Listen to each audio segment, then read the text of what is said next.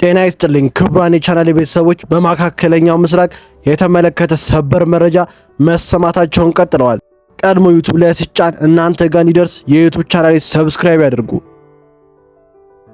በቅድሚያም የመካከለኛው ምስራቅ ጦርነት አሁንም ተባብሶ የቀጠለ ሲሆን አድማሱን እያሰፋ ምሽቱን የእስራኤል ጠቅላይ ሚኒስትር ቤንያሚን ኔታንያሁ ጦርነቱ ከተጀመረ ጊዜ ጀምሮ ዘለግ ያለ የቴሌቪዥን የተላለፈ መግለጫ ሰጥተዋል።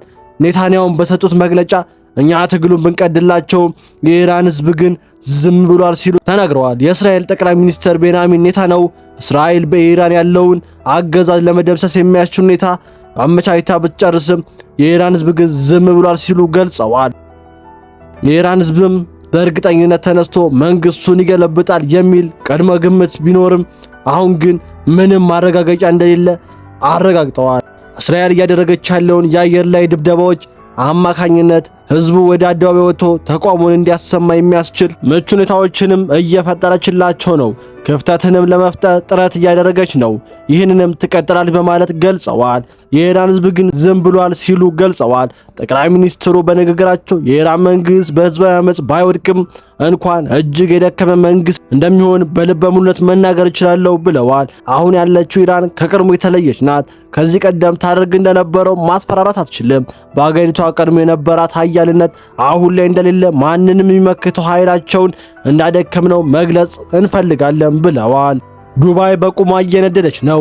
እስከዛሬ በየመን፣ በሊባኖስ፣ በኢትዮጵያ ደም እጇ ትታጠብ የነበረችው ኤሚሬት የገዛ እሳቷ ደጃፏ ላይ ደርሷል። ያ የሚያብረቀርቅ የዱባይ ሰማይ ጠቀስ ፎቅ ዛሬ የጭስ ማማ ሆኗል።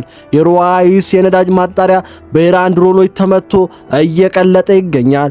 በቀን 22000 በርሜል ነዳጅ ሲያመርት የነበረው ግዙፍ ተቋማ ዛሬ እየወደመ ይገኛል። ብሉምበርግ እንደገለጸው ኤሚሬት በስጋት ተውጣለች። የነዳጅ ገበያዋ ቆሟል። ከተማዋ ስጋት ውስጥ ገብቷል። ይህ ተራዳው አይደለም፣ የስልጣኔ ፍልሚያ ነው።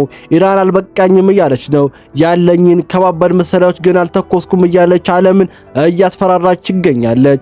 በተያያዘ ዜናም ኢራን ለዓመታት በጥንቃቄ ያዘጋጀቻቸው ስሊፐር ሴልስ የሚባል በማህበረሰብ ውስጥ ሲኖሩ የነበሩ የኢራን ቆራት ተዋጊዎች ከእንቅልፋቸው እንዲነቁ መልእክት ደርሷቸዋል። እነዚህ ሀያላኖች ተራ ጎረቤቶች ወይም የሱቅ ሰራተኞች፣ የታክሲ ሹፌሮች ሊሆኑ ይችላሉ።